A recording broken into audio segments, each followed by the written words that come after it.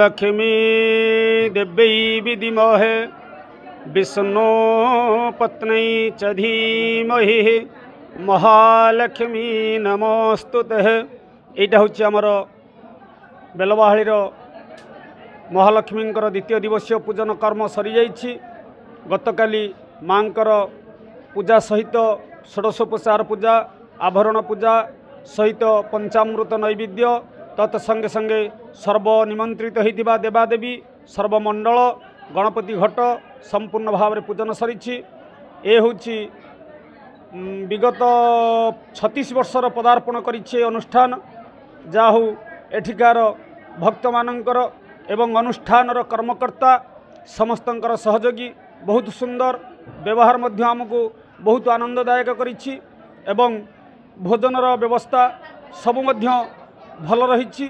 जाहू ए पूजार महात्म्य होछि समस्त जजमानंकर विश्वास जे माँ महालक्ष्मी की जदि भाव भक्ति सहित पूजा करती ए माँ गजलक्ष्मी समस्तंकर मनोवांछा पूर्ण करथांती एवं धनधान्य परिपूर्ण मध्य करथांती।